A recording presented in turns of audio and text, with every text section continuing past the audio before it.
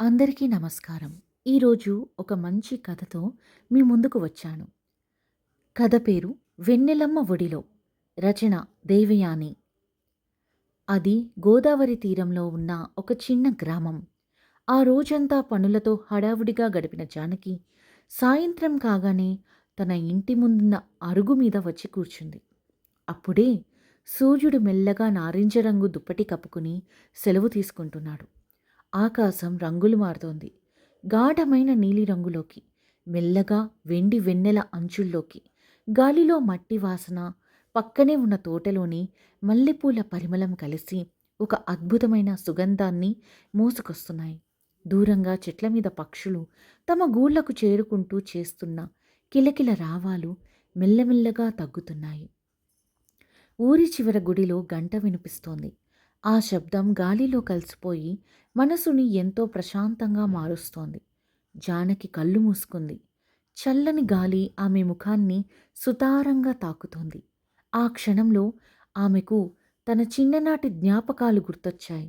అమ్మమ్మ ఒడిలో పడుకుని కథలు విన్న రాత్రులు, ఆవుల మెడలోని గంటల చప్పుడు, దూరంగా వినిపించే వేణుగానం.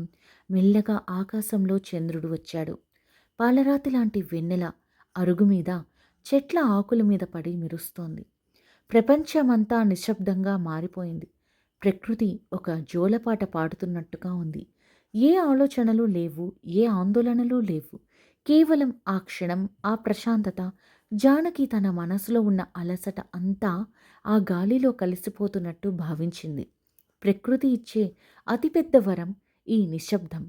ఈ కథ ఇచ్చే చిన్న సందేశం: మనం రోజంతా పరుగుల ప్రపంచంలో గడుపుతుంటాం, కానీ రోజుకు ఒక 10 నిమిషాలు ఫోన్ని పక్కన పెట్టి కళ్ళు మూసుకుని మన శ్వాసను గమనిస్తూ చుట్టూ ఉన్న ప్రకృతి శబ్దాలను వింటే మన మెదడులోని ఒత్తిడి మంచులా కరిగిపోతుంది. మనల్ని మనం ప్రేమించుకోవడానికి, ప్రశాంతంగా ఉండడానికి పెద్ద పెద్ద కారణాలు అక్కర్లేదు. ఒక చల్లని గాలి అలా చాలు.